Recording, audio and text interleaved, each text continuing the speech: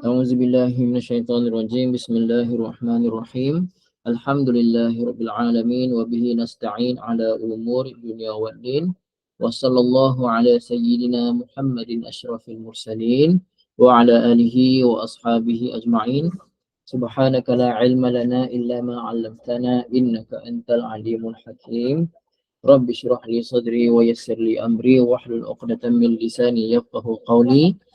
Rabbi yassir wa la tu'assir, Rabbi tamim bil khair, ya fattah ya fattah, ya alimu ya alim, wa bika nasta'in, amma ba'd. Assalamualaikum warahmatullahi ta'ala wabarakatuh. Alhamdulillah ibu-ibu ayah yang dirahmati Allah Subhanahu wa taala, syukur pada Allah. Hari ini adalah hari Jumaat bersamaan 5 April 2024. Pengajian kita pukul 10 pagi, iaitu tadabbur juzuk amma surah At-Tin, bermula ayat yang pertama. Ibu ayah yang dirahmati Allah Subhanahu wa taala, kita lihat dulu mukadimah surah ini.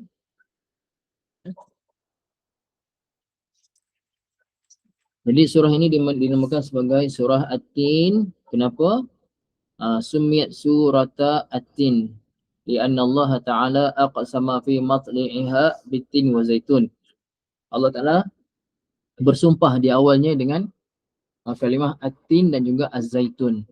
Allah bersumpah wat-tini waz-zaitun.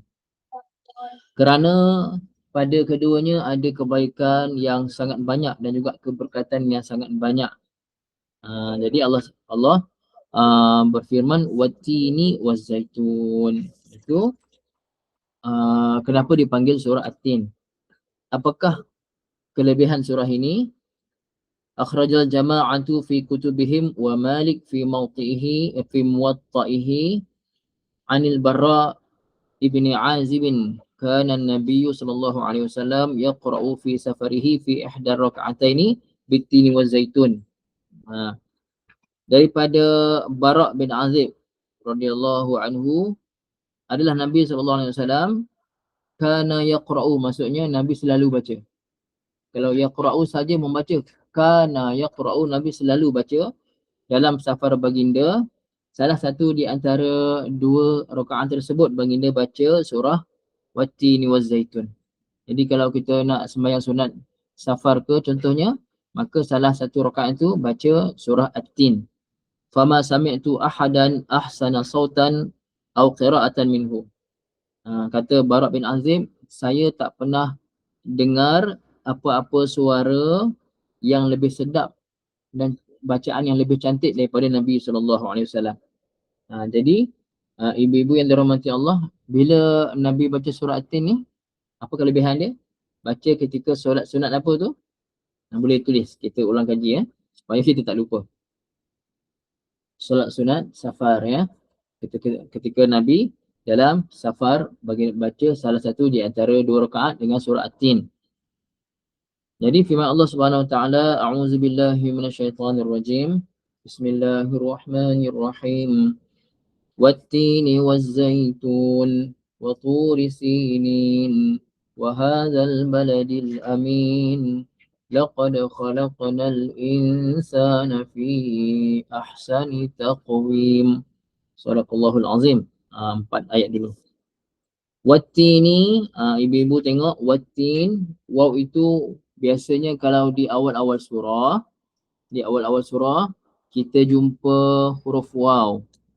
Jumpa huruf waw macam ni. Waw. Betul, contoh At-Tin. Okey.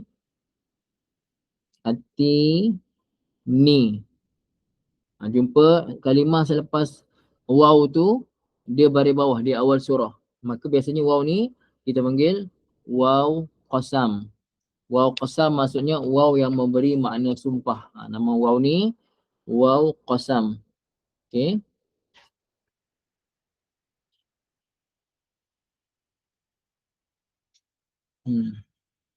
Waw qasam, sorry, tulisan tu sikit, salah beli pen.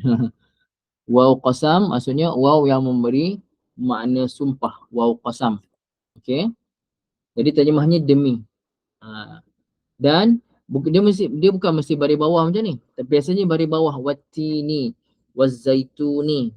Okey. Kadang-kadang kita jumpa juga tak ada baris bawah pun ustaz. Contoh wa wadduha. Wadduha. Wadduha, ini contoh tak ada pun baris bawah. Kalau ibu-ibu belajar bahasa Arab, ini isim maksur. Isim maksur, dia punya baris bawah ni kita panggil kasrah muqaddarah. Yang belajar bahasa Arab tahulah, yang tak belajar tak apa. Jadi contoh Ibu Maimunah dan ibu-ibu lain, di wadduha ni, waw ni waw qasam, sumpah. Dia termasuk huruf jar. Maka selepasnya majrur ad-duha isim maksur, alamat jarnya kasrah muqaddarah. Kita tak nak bincang lebih lah. Cukup kita tahu watini wazaituni, demi buah tin dan juga demi buah zaitun. Jadi bila Allah Ta'ala bersumpah dengan menyebut apa-apa sahaja kalimah selepas itu menunjukkan kalimah ataupun benda yang Allah sumpahkan itu adalah benda yang sangat sangat penting, sangat istimewa sehingga Allah bersumpah menyebut nama dia. Jadi apakah keistimewaan buah tin dan buah zaitun? Jadi buah tin dan juga buah zaitun, bahasa kita pun sebut yang sama juga, adalah buah yang contohnya buah zaitun. Buah zaitun bila kita perah dapat minyak zaitun. Dan bila kita makan buah tin, buah zaitun, banyak manfaat yang kita dapat. Mudah lawas, senang hadam, dia tak melekat dekat perut kita. Maksudnya dia tak melekat dekat perut kita tu, dia tak tersekat lah dekat perut kita. Mudah untuk dihadamkan dan tak banyak kahak yang timbul daripada makan kedua-dua makanan ini, membersihkan usus dan macam-macam kelebihan yang ada pada buah tin dan juga buah zaitun. Jadi buah zaitun pun ada dalam Quran surah An-Nur, a'udzubillahi minasyaitonirrajim, yuqadu min syajaratin mubarakatin zaitunah. Disebutkan juga dalam surah An-Nur, ya. Ibu ayah yang dirahmati Allah Subhanahu wa taala, jadi buah tin dan buah zaitun Allah bersumpah dengan menyebut kedua-duanya. Jadi ada juga ulama yang berpandangan yang dimaksudkan Allah bersumpah dengan buah tin dan juga buah zaitun ini adalah dikiaskan pada tempat di mana banyak buah tin dan juga buah zaitun, iaitulah di bumi Syam.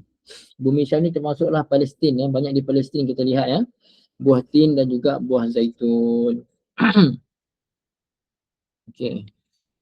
Ya.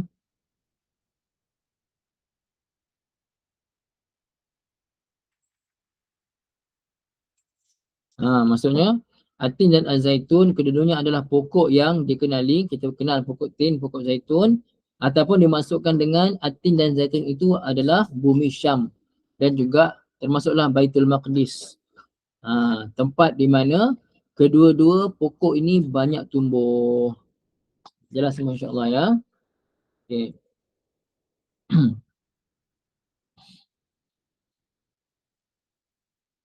Ibu ayah yang dirahmati Allah Subhanahu wa taala, kemudian wa turi sinin.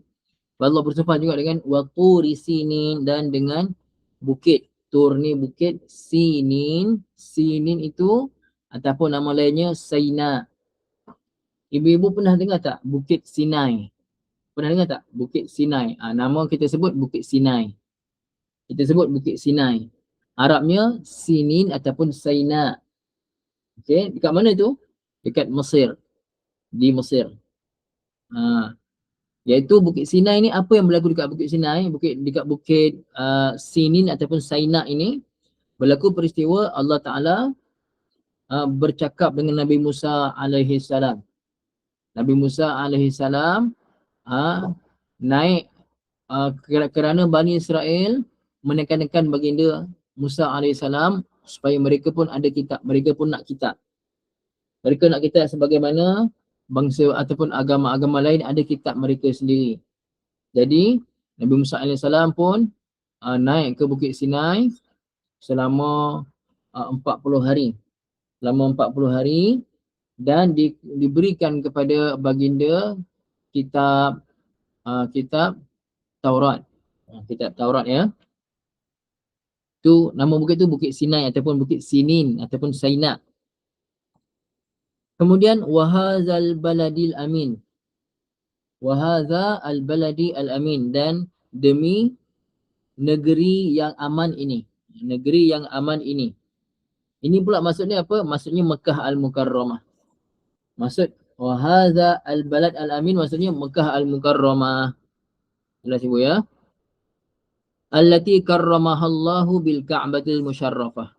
Allah Ta'ala muliakan Mekah al-Mukarramah dengan adanya Kaabah.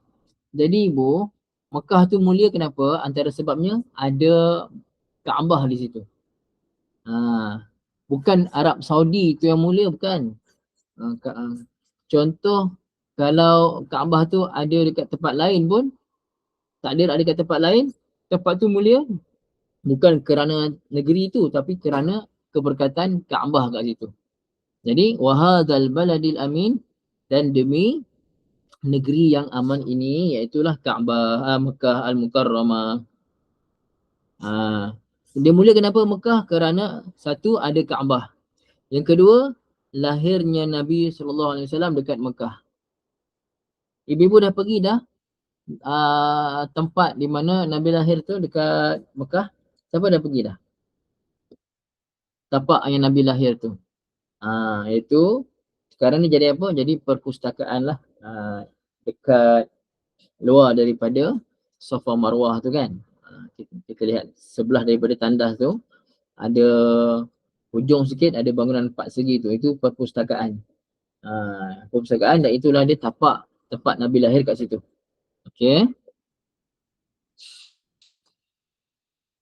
Kenapa dipanggil negeri yang amin? Kenapa dipanggil amin?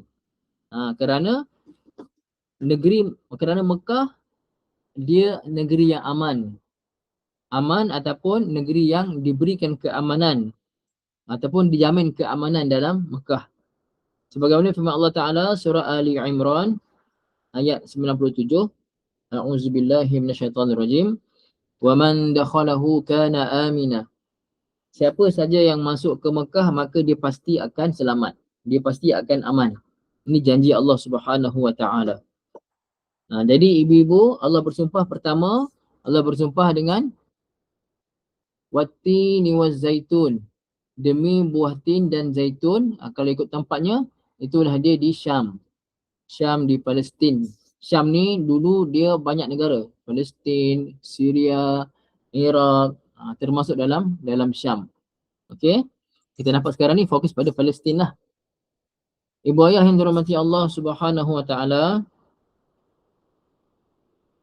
Kalau Waturi Sinin, Sinai, Bukit Saina di Mesir. Di Mesir. Berkait dengan Nabi Musa AS. Wahazal baladil amin di Mekah al-Mukarramah terkait dengan Nabi Muhammad SAW. Jadi aqsamallahu subhanahu bihadhil mawadhi'ith thalathati. Allah Ta'ala bersumpah dengan menyebut ketiga-tiga tempat ini li'annaha mahabitu wahyillahi ala ulil azmi minir rusul. Kerana itu adalah tempat turunnya wahyu Allah Ta'ala kepada para rasul ulul azmi. Dan daripadanya lah wa minha adha'at al-hidayatu lil bashar. Daripada tiga tempat inilah tersebarnya hidayah kepada seluruh manusia. Okey. Jadi kita tulis ibu ya, ulang kaji balik. Wattini waz zaitun tadi itu untuk kita masukkan wattini waz zaitun itu Syam. Syam. Okey. Waturi Sinin itu Mesir. Wahazal baladil amin itu Makkah. Makkah al-Mukarramah. Tiga tempat ini adalah kenapa? Tempat turun wahyu ya.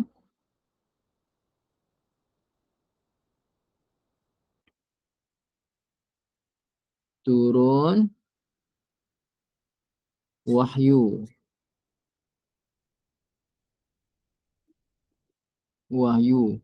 Kepada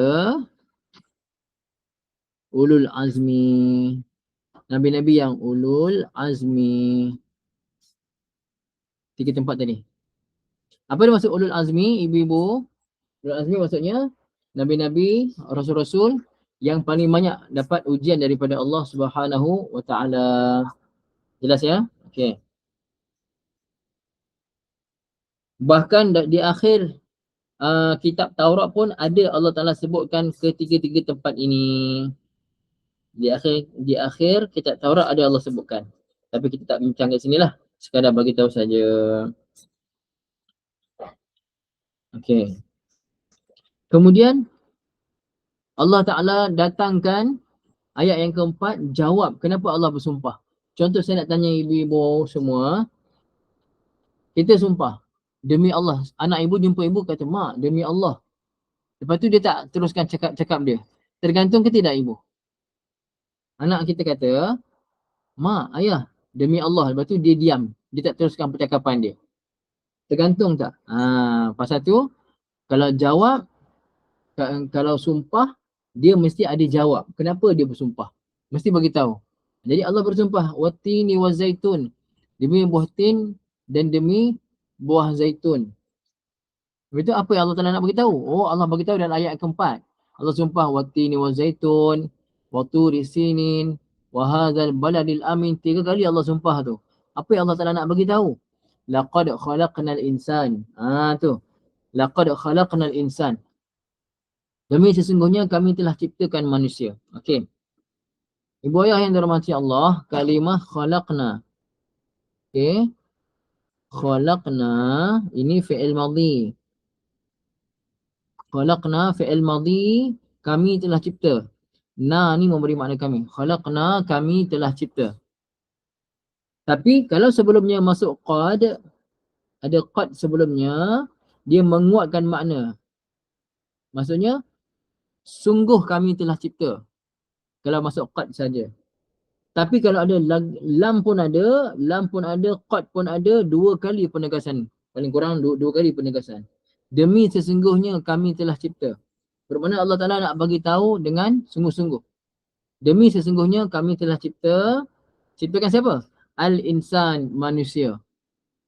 Al-insan, manusia maksudnya seluruh manusia. Tak kira asalkan dia manusia, dia cacat ke, dia handsome ke, tak handsome ke, dia tetap sebaik-baik kejadian. Fi ahsani taqwim. Al-insan tu seluruh manusia. Fi di dalam, ahsani sebaik-baik, taqwim kejadian. Taqwim maksudnya kejadian. Jadi Allah Ta'ala bersumpah dengan menyebut dengan menyebut ketiga-tiga tadi, wattini wa zaitun wa turi sinin wa hadzal baladil amin. Allah nak bagi tahu apa? Sesungguhnya kami telah ciptakan manusia sebaik-baik bentuk kejadian. Sempurna. Berdiri sempurna, duduk sempurna, seimbang anggota badan dia. Cantik susunan fizikal dia. Makan dengan tangan, ada tangan untuk makan. Ada akal, dengan akalnya manusia dapat ada ilmu, boleh berfikir, boleh bercakap, ada bahasa yang pelbagai, boleh mentadbir, ada kebijaksanaan. Jadi sesuailah dengan semua kesempurnaan tadi, manusia jadi khalifah yang ditugaskan untuk mentadbir muka bumi ini sebagaimana Allah Ta'ala berkehendak. Jadi maksudnya, kesimpulannya Allah Ta'ala ciptakan manusia sebaik-baik kejadian. Sebaik-baik kejadian. Hanya nak bagi tahu itu, Allah Ta'ala bersumpah dengan sebut ketiga-tiga ayat pertama tadi. Satu kisah nak bagi tahu manusia ni sebaik-baik kejadian. Okay. Isa bin Musa al-Hashimi, satu orang, saya tak tahu zaman mana, mungkin dia tabi'in mungkin. yuhibbu zaujatahu hubban syadidan. Dia sangat sayang pada isteri dia.